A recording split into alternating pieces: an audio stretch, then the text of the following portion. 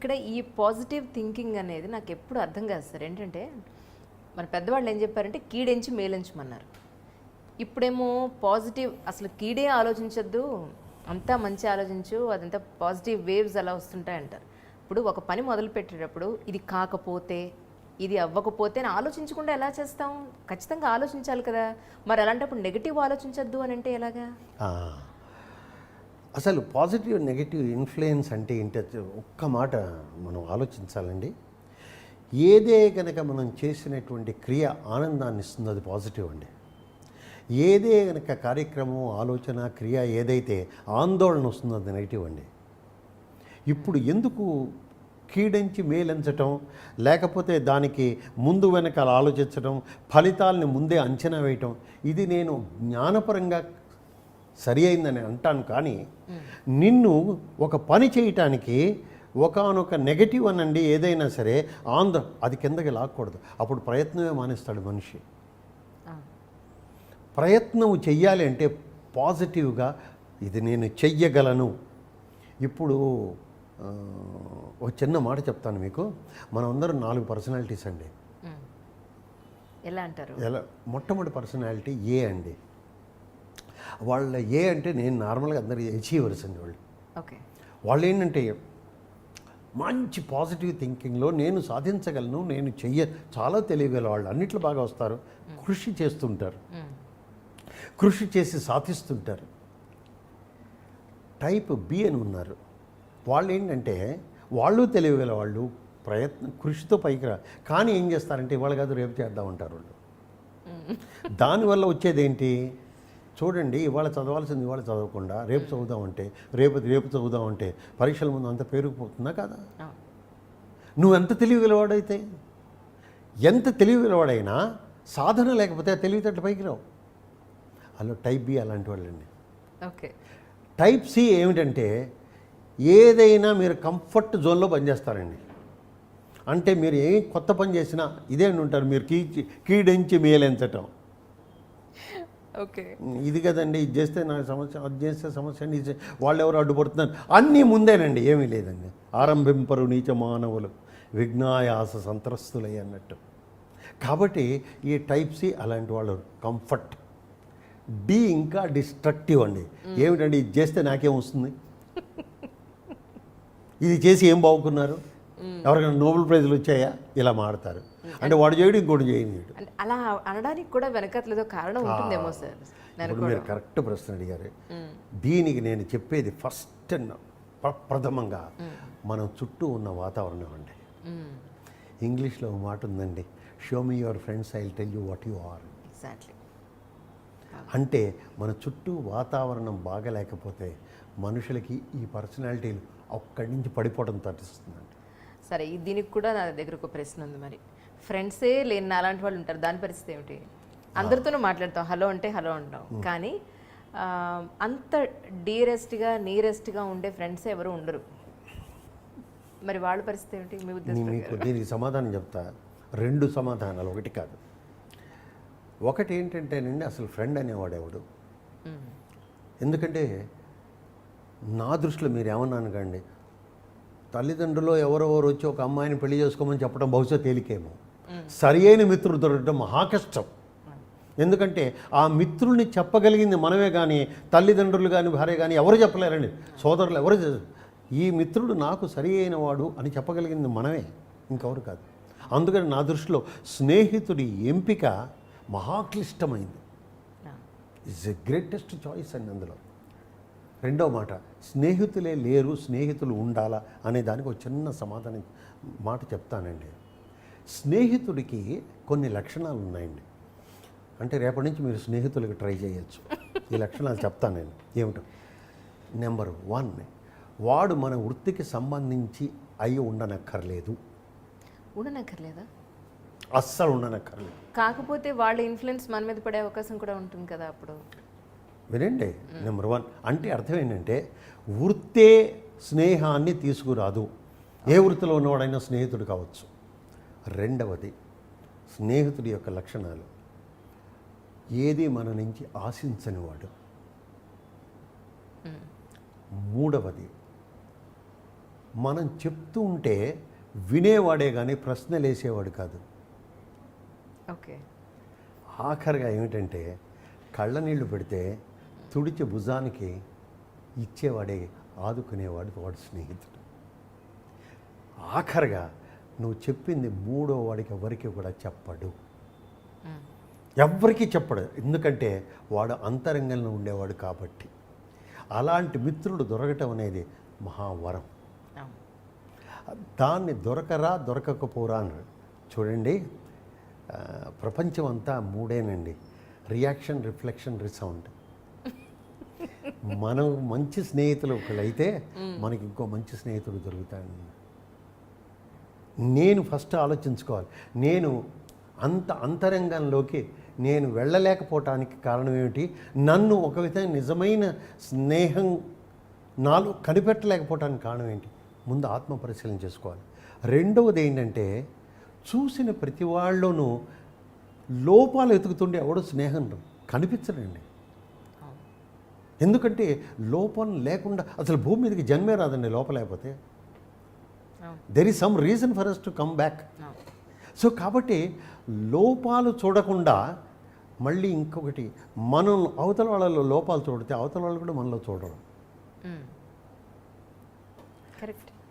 ఆఖరిగా ఒక స్నేహం చేస్తున్నప్పుడు వృత్తి కావదు, జెండర్ కూడా కాదండి, లింగభేదాన్ని.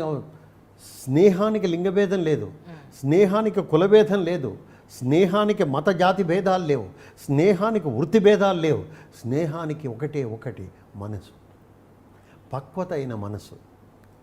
అది దొరకకపోవడం మూలానే చాలామంది మానసికమైనటువంటి ఇబ్బందులకు లోనై స్వామీజీలకి, ఆశ్రమాలకి, వీటికి తిరుగుతున్నారు. ఇప్పుడు ప్రజెంట్ దీనికి వస్తే కనుక సమాజానికి ఒక సైకియాట్రిస్ట్ అవసరం ఉందంటారా? ఇప్పుడు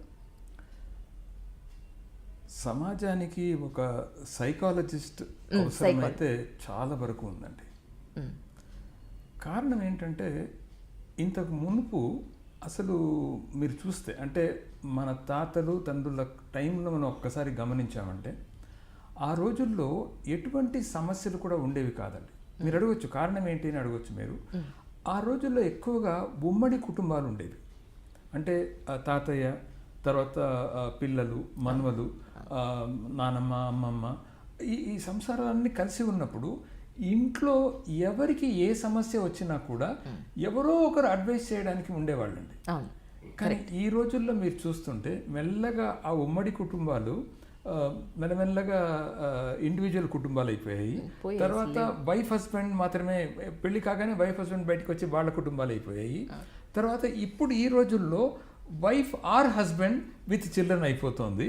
ఇంకా ఒక్కటి స్టెప్ వచ్చింది, హైదరాబాద్ వచ్చేసింది. అప్పుడు నాకు అప్పుడే కేసులు వస్తున్నాయి, లివింగ్ రిలేషన్షిప్ అంటారు, ఆ లెవెల్ దాకా వచ్చేసింది. ఇప్పుడు ఎప్పుడైతే వీళ్ళు సపరేటే వెళ్ళిపోతున్నారో మంచి చెడు చెప్పేవాళ్ళు ఎవరు కూడా లేరండి. సో ఎప్పుడైతే మనకు మంచి చెడు చెప్పేవాళ్ళు ఎవరు లేరో జీవితం అనేది చాలా పెద్ద ప్రాబ్లంలోకి వెళ్ళిపోతుందండి. ఒక చిన్న ఉదాహరణ ఇస్తాను మీకు. నాలెడ్జ్ అంటాం. ఈ నాలెడ్జ్ అనేది రెండు రకాలుగా ఉంటుందండి. మొదటిది ఏంటంటే అకాడమిక్ నాలెడ్జ్ అంటాం. ఈ అకాడమిక్ నాలెడ్జ్ అంటే 10th class, intermediate, degree, MPhil, PhD, ఇవన్నీ కూడా అకాడమిక్ నాలెడ్జ్ కిందకి వస్తాయండి. సో ఈ రోజుల్లో మనం ఏం చేస్తున్నాము, దీనికి చాలా అకాడమిక్ నాలెడ్జ్కి చాలా విలువ ఇస్తున్నాము, ఇవ్వాలి కూడా. కానీ పిల్లల్ని ఒక మంచి స్కూల్లో పడేసాము, ఒక మంచి కాలేజీలో పడేసాము అని లక్షల ఫీజులు కట్టి పంపించేస్తున్నాము. కానీ ఇక్కడ ఇంకొక విషయాన్ని తల్లిదండ్రులు కానీ టీచర్లు కానీ మర్చిపోతున్నామండి. అదేంటంటే ఇంకొక నాలెడ్జ్ కూడా ఉంది. ఈ నాలెడ్జ్ని మేము లైఫ్ నాలెడ్జ్ అంటామండి. అంటే నథింగ్ బట్ ప్రపంచ జ్ఞానం అనుకోవచ్చు అంటారు. ప్రపంచ జ్ఞానం అంటే ఏంటి, ఇప్పుడు ఎవరితో ఎలాగ జీవించాలి మనం అనేది. ఇప్పుడు జీవితంలో ఏం జరుగుతుందంటే, నేను చాలామందిని అడుగుతానండి, మీరు బతుకుతున్నారా జీవిస్తున్నారా అంటే ఏదో బతుకుతున్నామా అనిస్తారండి. కానీ బతుకుతున్నామనే మాట చాలా పెద్ద తప్పండి. మనుషులు జీవించాలి అంటే వాళ్ళు జీవితాన్ని ఎంజాయ్ చేయాలి. కానీ ఇక్కడ ఎవ్వరికి కూడా ఎంజాయ్మెంట్ అనేది లేదండి. వీళ్ళకి ఎంజాయ్మెంట్ అంటే ఏ పబ్ కల్చరో, ఏ క్లబ్ కల్చరో, లేదా ఏ తాగుడో, ఏ స్మోకింగో, ఏ డ్రగ్సో, ఏ బాయ్ ఫ్రెండో, ఏ గర్ల్ ఫ్రెండో ఇదే అనుకుంటున్నారు తప్ప దీనికి బియాండ్ ఉంది అనే విషయం వీళ్ళకి అర్థం కావడం లేదండి. అందుకని వీళ్ళు ఏమంటారు, బతుకుతున్నాం అనేస్తారు. కానీ మనుషులు జీవించాలండి. మరి ఎవరు బతకాలి అని అడిగితే జంతువులు బతుకుతాయండి. కానీ జంతువులకి మనకి తేడా ఉందండి. ఇప్పుడు మీరు ఆలోచిస్తే ఒక సెకండు, అడవిలో జంతువులు పుడుతున్నాయి, జంతువులు పెరుగుతున్నాయి, జంతువులు పిల్లల్ని కంటున్నాయి, జంతువులు ముసలి అవుతున్నాయి, జంతువులు చచ్చిపోతున్నాయండి. ఇక్కడ మనము పుడుతున్నాము, మనము పెరుగుతున్నాము, మనము పెళ్లి చేసుకొని పిల్లల్ని కంటున్నాము, మనము ముసలాళ్ళు అవుతున్నాము, మనము చచ్చిపోతున్నామండి. ఏంటి తేడా? ఈ తేడా తెలియకుండా మనము బతుకుతున్నామంటే ఏంటి జీవితం? సో జీవితం అనేది నా దృష్టిలో మనం జీవించాలండి. ఆ జీవించాలంటే మనకు ఎలా జీవించాలనే ఒక విషయం తెలియాలి. కానీ ఈ మెటీరియలిస్టిక్ వరల్డ్లో ఈ మొత్తం ప్రాపంచిక విషయాలు చూస్తే చాలా వరకు మెటీరియలిస్టిక్ లైఫ్కు జీవితమే తప్ప మనం నిజంగా జీవితం అనేది లేదండి. లేదా ఇంకో విషయం మీకు చెప్పాలంటే, వస్తువులు ఉంటాయి. ఇప్పుడు ఈ వాచ్ ఒక వస్తువు, సెల్ ఫోన్ ఒక వస్తువు, కళ్ళద్దాలు ఒక వస్తువు. ఇవన్నీ ఈ వస్తువులు ఎందుకు అంటే ఈ వస్తువులు వాడుకోవడానికండి. మనుషులు ఉంటారు.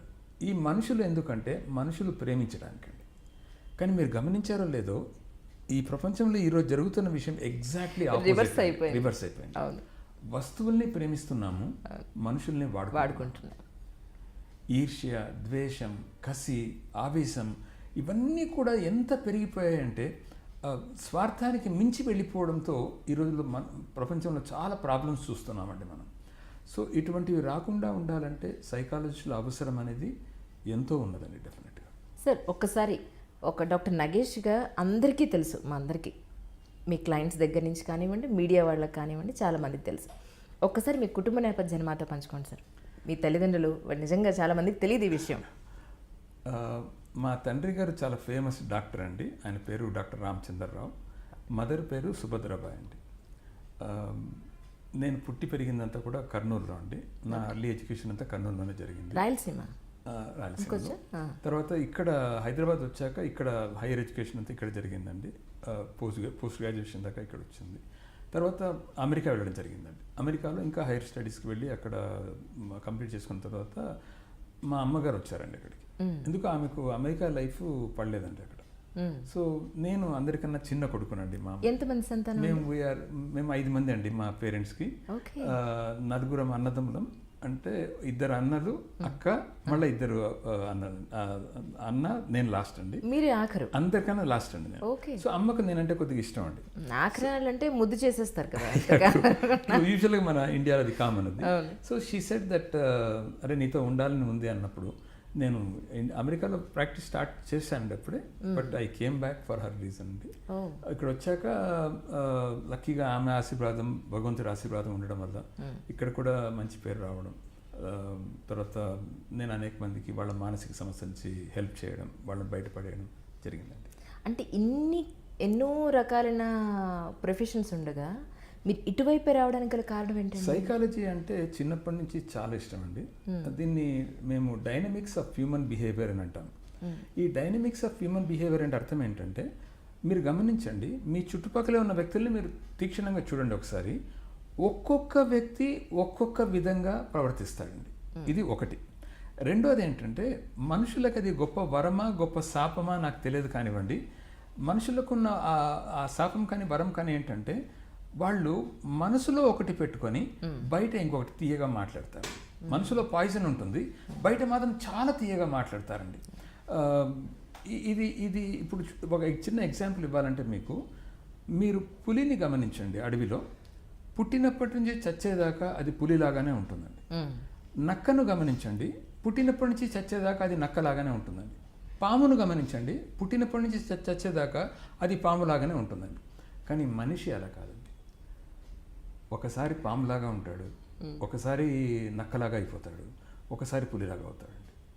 సో ఇది ఈ డిఫరెన్స్ మనం గమనిస్తే ఇప్పుడు, ఎందుకంటే ప్రపంచమంతా నెగిటివ్ అయిపోతుంది. సో స్వార్థం ఎంత పెరిగిపోయిందంటే దానికి అంతు అనేది లేదండి ఈ రోజుల్లో.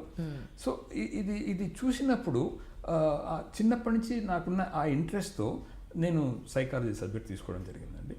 అంతేకాదు నేను మధ్యలో వేరే దీనికి వెళ్ళినా కూడా నా మనసంతా దీనిపైనే ఉండేదండి. So again I came back. చాలా కష్టపడి నేను చేశాను ఇక్కడ హైదరాబాద్లో. దెన్ ఈ సైకాలజీలో ఇంట్రెస్ట్ రావడానికి ఇంకో కారణం ఏంటంటే మై బ్రదర్ ఇన్ లా, అంటే మా బావగారు, ఈ was a very famous psychiatrist and hypnotist in New York అండి, అమెరికాలో. సో ఆయన అక్కడ వెళ్ళి ఆయన కలిసినప్పుడు, ఇన్ఫ్యాక్ట్ నన్ను అమెరికాలో బాగా హెల్ప్ చేసింది కూడా ఆయనే అండి. ఆయన సైకాలజీ సబ్జెక్ట్ మాట్లాడడం నాకు ఇంకా ఇంట్రెస్ట్ని ఎక్కువ చేసిందండి. అది ఆ విధంగా సైకాలజీ రావడం జరిగింది. మీకు గుర్తుందా సార్, మీ ఫస్ట్ టైం మీరు ప్రాక్టీస్ పెట్టినప్పుడు మీకు వచ్చిన మొదటి కేసు గుర్తుందా? గుర్తుందండి. ఒక అమ్మాయి వచ్చింది నా దగ్గరికి. యాక్చువల్గా ఒక ప్రాబ్లంతో వచ్చింది తను. ఒక బిజినెస్ మ్యాన్ కూతురు. ఇండియాకి నేను వచ్చిన తర్వాత వచ్చిన ఫస్ట్ కేసు. ఓకే, అంటే ఏ సమస్య వచ్చారప్పుడు? పేర్లు ఏం చెప్పక్కర్లేదండి, జస్ట్ మామూలు ఎడ్యుకేషన్లో ప్రాబ్లంతో వచ్చారండి. She about 17 years of age అమ్మాయి. ఏకాగ్రత, ఆత్మవిశ్వాసం, జ్ఞాపశక్తి కరెక్ట్గా లేదు, కొద్దిగా మీరు ఏమన్నా సజెషన్స్ ఇవ్వగలరా, కౌన్సిలింగ్ చేయగలరా అని వాళ్ళ పేరెంట్స్ పిలుచుకొచ్చారండి. ఓకే, అంటే ఇన్నేళ్ళు, ఇప్పుడు ఎన్నేళ్ళు అయిందండి మీరు ప్రాక్టీస్ స్టార్ట్ చేసినప్పటి నుంచి? ఆల్మోస్ట్ నియరింగ్ అబౌట్ 40 years అండి. 40 years. 40 yearsలో మీరు స్టార్ట్ చేసినప్పటి నుంచి ఇప్పటి వరకు తేడాలు గమనించారా? అయితే మనుషుల్లో కానివ్వండి, మీ దగ్గరికి వచ్చే క్లయింట్స్లో కానివ్వండి, చాలా తేడాలు ఉన్నాయండి. In fact there is sea change అని చెప్పాలి. ఒకటి, సైకాలజీ బాగా ఈరోజు ప్రతి ఒక్కరు కూడా తెలుసుకుంటున్నారండి. సైకాలజీ ఇంపార్టెన్స్ అనేది చాలామంది తెలుసుకుంటున్నారు. అదొక చేంజ్ బాగా చూడగలిగాను నేను. రెండోది ఏంటంటే మనుషులు కూడా ఇంత మునుపు ఉన్న రీతి, ఈరోజు ఉన్న రీతి, దెర్ ఈస్